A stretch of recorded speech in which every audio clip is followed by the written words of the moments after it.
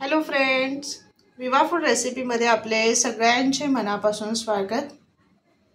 इथे मला ही गावावरून भाजी आलेली आहे। मला या भाजीचं नाव माहिती नाहीये, करायची कशी ती सुद्धा माहिती नाहीये, पण मी सिंपल पद्धतीने जशी पालेभाजी करतात त्या पद्धतीने करणार आहोत।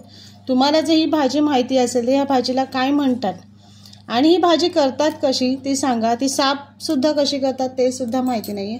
मी फक्त अशी कवळी कवळी पानं आहेत ती काढून घेते त्याची आणि ती करणार आहे। इथे बघा ही भाजी मी स्वच्छ करून घेतलेली आहे आणि 2 ते 3 पाण्यामध्ये स्वच्छ धुवून सुद्धा घेतलेली आहे। ही मला गावावरून आलेली भाजी तर पूर्ण कोमेजलेली होती, तर त्याला काय केलेलं मी पाण्यामध्ये स्वच्छ धुवून घेतल्यानंतर 2 ते 3 मिनिटं मी अशीच पाण्यामध्ये ठेवून दिली। बघा किती मस्त ताजी झालेली आहे। आता आपल्याला कट करून घ्यायचे बारीक। आता ही भाजी आपण ना बारीक कट करून घेऊया।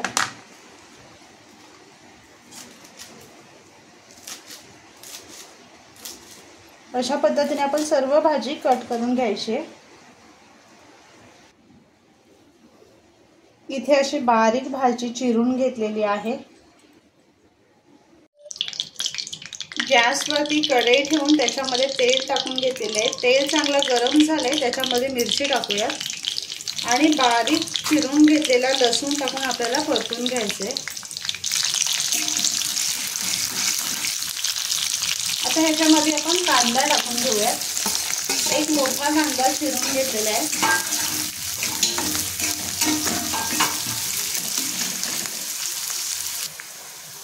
कांदा परतून झाला की त्याच्यामध्ये टोमॅटो टाकून ते सुद्धा आपल्याला सॉफ्ट होईपर्यंत परतून घ्यायचं आहे। त्याच्यामध्ये आपण थोडंसं कांदा आणि टोमॅटो सॉफ्ट होण्यासाठी मीठ टाकून घेऊया आणि 2 ते 3 मिनिटं परतून घेऊया। कांदा आणि टोमॅटो छान सॉफ्ट झालेले आहेत। ह्याच्यामध्ये आपण हळद टाकायचे आणि गोडा मसाला परतून घ्यायचे आणि आपण पालेभाजी जी चिरून घेतलेली ती ह्याच्यामध्ये टाकून ती सुद्धा आपल्याला परतून घ्यायची। पालेभाजी थोडी थोडी टाकायची, सगळे एकदाच नाही टाकायचे कारण ती मिक्स करायला मिळत नाहीये। अलटी पलटी करून व्यवस्थित ते मिक्स करायचे। उरलेली भाजी सुद्धा आपण त्याच्यामध्ये टाकून घेऊया।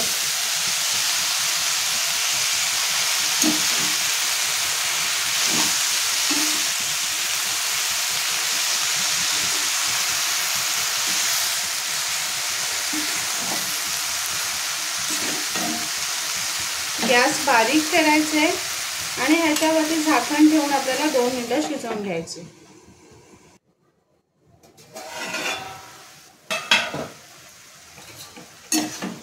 भाजी पुन्हा आपल्याला अलटी पलटी करून मिक्स करून घ्यायची। भाजी बघू शकता तुम्ही, आपण जेव्हा त्याच्यामध्ये टाकली तर पूर्ण कढई भरून होती आणि तिची क्वांटिटी किती कमी झालेली आहे बघू शकता। पालेभाजी जेवढी असते त्याचा अर्धा भाग कमी होते। आता ह्याच्यामध्ये आपण मीठ टाकून घेऊया। कांदा आणि टोमॅटो फ्राय करताना आपण त्याच्यामध्ये मीठ टाकलेलं होतं, आता फक्त पालेभाजी पुरतच आपल्याला मीठ टाकायचं आहे आणि मिक्स करून घेऊयात आपण।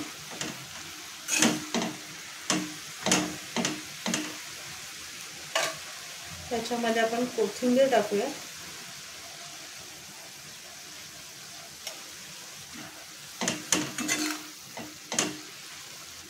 आणि पुन्हा झाकण ठेवून 2 ते 3 मिनिटं आपण शिजवून घ्यायचे। इथे आपली पालेभाजी तयार झालेली आहे। टेस्ट करून बघितल्यानंतर ही भाजी साधारण आपण जी हिरवा माठ आहे ना ती करतो त्याप्रमाणे ही भाजी आहे। खूप छान आहे। मी पहिल्यांदाच केली आणि खाऊन बघितली, त्यानंतरच तुमच्याबरोबर ही व्हिडिओ शेअर करते। तर नक्की बनवा आणि सांगा कशी झाली ती। आणि असेच आपले नवनवीन व्हिडिओ बघण्यासाठी व्हिडिओला लाईक करा, शेअर करा आणि सबस्क्राईब करा।